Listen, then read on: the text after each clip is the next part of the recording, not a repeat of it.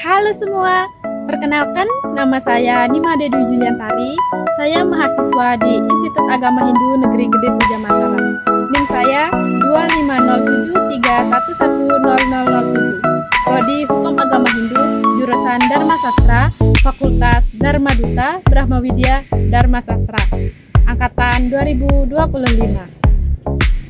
Video saya di sini akan membawakan pidato dengan tema Satya dan Ahimsa sebagai landasan hukum.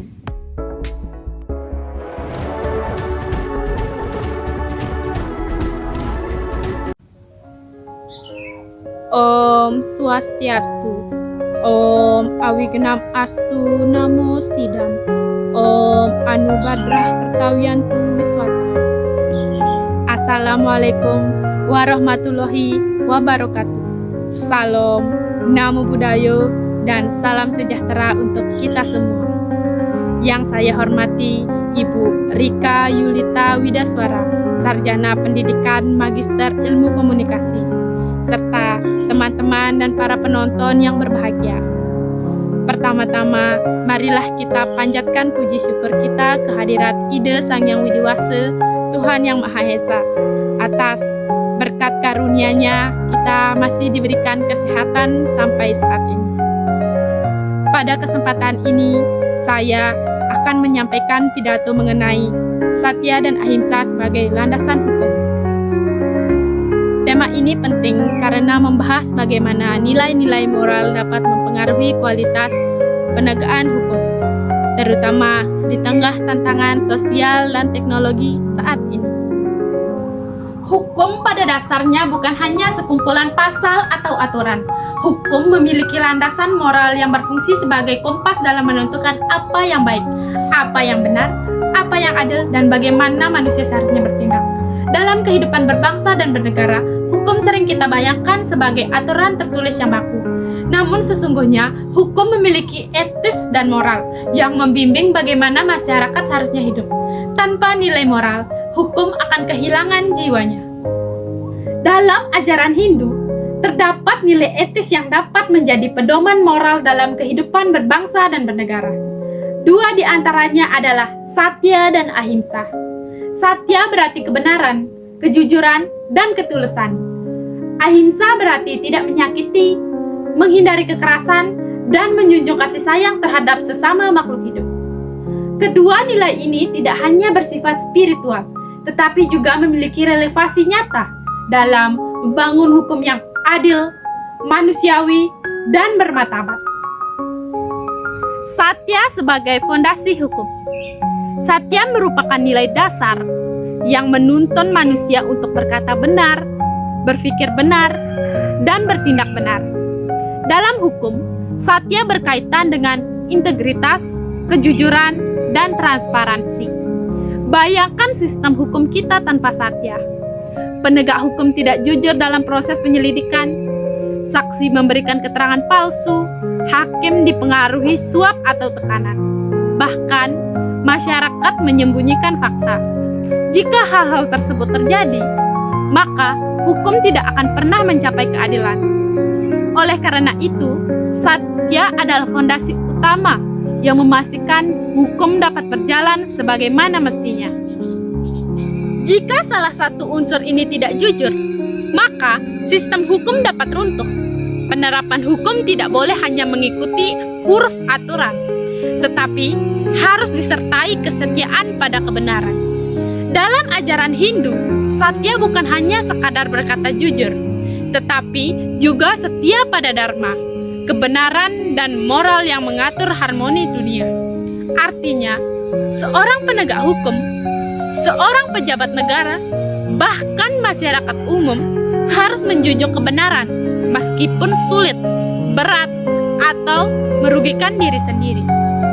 Satya menuntun kita untuk menghindari korupsi dalam bentuk apapun, tidak memanipulasi fakta dalam proses hukum, menolak suap, gratifikasi, atau tekanan politik, mengutamakan transparansi karena kebenaran harus terang, tidak disembunyikan.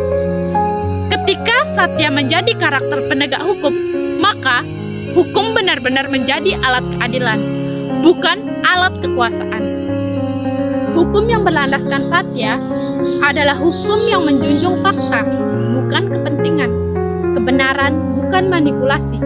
Dalam konteks kehidupan mahasiswa, satya dapat diwujudkan dengan kejujuran saat mengerjakan tugas, tidak menyontek saat ujian, berani menyampaikan pendapat berdasarkan fakta. Dengan membiasakan satya sejak bangku kuliah, kita ikut membangun karakter generasi yang akan memperkuat sistem hukum di masa depan. Ahimsa sebagai jiwa hukum. Jika satya adalah fondasi, maka ahimsa adalah roh yang menghidupi hukum. Ahimsa mengajarkan kita untuk tidak menyakiti sesama makhluk hidup, baik melalui tindakan maupun ucapan. Dalam konteks hukum modern, ahimsa sangat relevan karena hukum bukan hanya menghukum, tetapi juga melindungi. Hukum hadir bukan untuk membalas dendam, melainkan mengembalikan harmonisasi sosial. Inilah inti ahimsa. Penerapan nilai ahimsa dalam hukum terlihat dalam beberapa aspek. Yang pertama, hukum yang melindungi kelompok rentan. Yang dimaksud di sini adalah anak-anak, perempuan, penyandang disabilitas, dan minoritas adalah kelompok yang berisiko mengalami ketidakadilan. Dengan ahimsa, hukum wajib memberikan perlindungan lebih bagi mereka. Yang kedua, yaitu proses hukum yang humanis. Dalam proses penyelidikan dan pemidanaan, aparat tidak boleh melakukan kekerasan, penghinaan, atau pemaksaan. Kekerasan fisik maupun psikologis bertentangan dengan prinsip ahimsa. Yang ketiga, yaitu mengutamakan penyelesaian damai. Restoratif justice, media, dan upaya penyelesaian konflik tanpa kekerasan sejalan dengan nilai ahimsa. Hukum dapat menghukum, tetapi juga harus memberi kesempatan untuk memulihkan. Yang keempat, menjaga lingkungan dan makhluk hidup. Ahimsa juga mencakup kepedulian terhadap alam. Hukum, lingkungan adalah wujud nyata bagaimana kita mencegah kekerasan terhadap bumi. Dengan demikian, ahimsa mengingatkan kita bahwa hukum bukan hanya alat kontrol, tetapi juga sarana menciptakan kedamaian. Keterkaitan satya dan ahimsa dalam sistem hukum. Satya dan ahimsa bukan dua prinsip yang berdiri sendiri. Keduanya saling mengisi, saling menguatkan. Satya tanpa ahimsa bisa menjadi keras dan kaku. Hukum akan menjadi benar secara teks, tetapi kejam secara moral. Ahimsa tanpa satya akan menjadi terlalu lunak, kehilangan ketegasan, dan memunculkan ketidakadilan. Hukum yang ideal adalah hukum yang benar, sekaligus berbelas kasih, tegas dalam prinsip, lembut dalam pelaksanaan. Itulah integrasi satya dan ahimsa. Dalam konteks Indonesia, kedua nilai ini sejajar dengan nilai-nilai Pancasila, terutama sila kedua, kemanusiaan yang adil dan beradab, dan sila kelima, keadilan sosial bagi seluruh rakyat Indonesia. Dengan demikian, satya dan ahimsa bukan hanya nilai spiritual Hindu, tetapi nilai universal yang memperkuat karakter hukum nasional. Dengan demikian, satya dan ahimsa dapat menjadi kontribusi nilai Hindu yang memperkaya moralitas hukum Indonesia yang beragam. Rekan-rekan sekalian, tantangan moral di era digital semakin kompleks. Penyebaran hoaks semakin cepat, ujaran kebencian mudah tersebar, privasi sering dilanggar, tindakan bullying dan kekerasan verbal. Disinilah satya dan ahimsa memiliki peran penting. Satya membantu kita untuk menyaring informasi, tidak menyebar berita palsu, berkata jujur di ruang digital. Ahimsa membantu kita untuk tidak melakukan kekerasan verbal, tidak merendahkan orang lain, dan menjaga sikap saling menghormati. Dengan menerapkan satya dan ahimsa dalam kehidupan sehari-hari, kita membangun karakter cerdas secara intelektual sekaligus matang secara moral.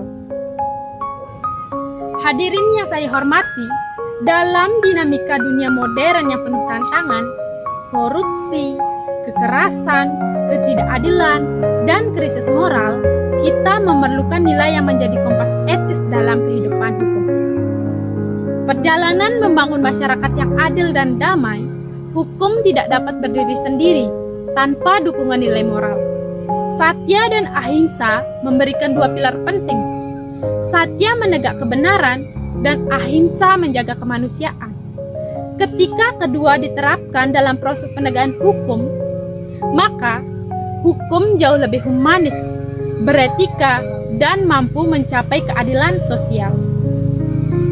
Demikian pidato dari saya. Semoga apa yang saya sampaikan hari ini dapat bermanfaat dan dapat menginspirasi kita semua untuk menjadikan satya dan ahimsa sebagai pedoman dalam kehidupan pribadi maupun sosial. Akhir kata, saya tutup dengan Parama Santi.